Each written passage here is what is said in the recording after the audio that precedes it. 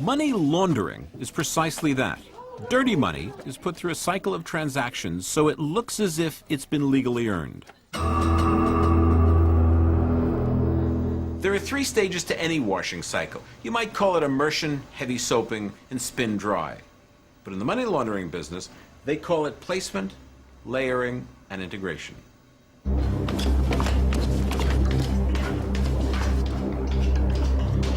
Placement is all about getting the cash into the financial system.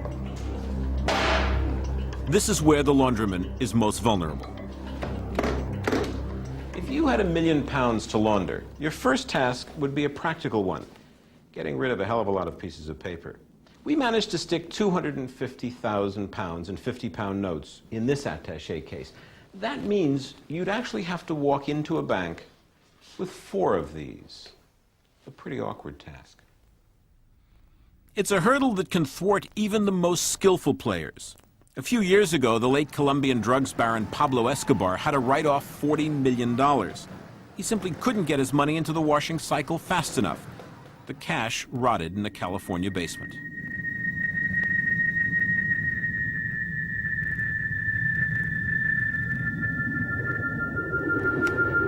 The next step is layering.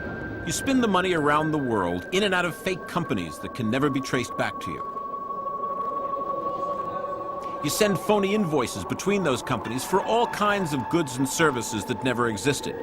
Your banks pay those invoices, wiring money back and forth across borders, because borders mean that investigators from one country no longer have jurisdiction.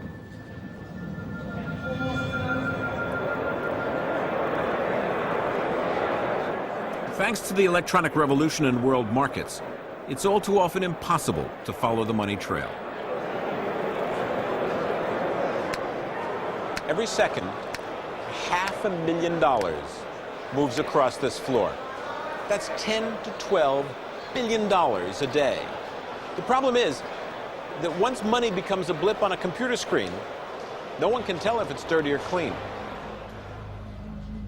Money spins around the globe non-stop, day and night, wired from bank to serve the global marketplace, the same global marketplace where the laundryman layers his money.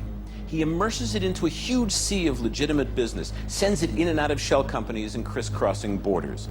Done properly, it is virtually impossible to follow. Done properly, it is virtually impossible to detect.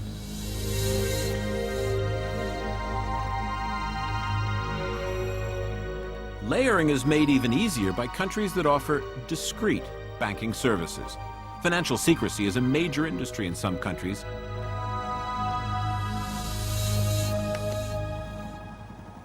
The final stage of the washing cycle is integration.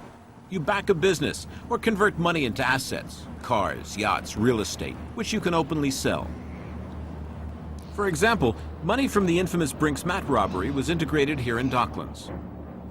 In the end, washing dirty money is not nearly as complicated to do as it is to stop.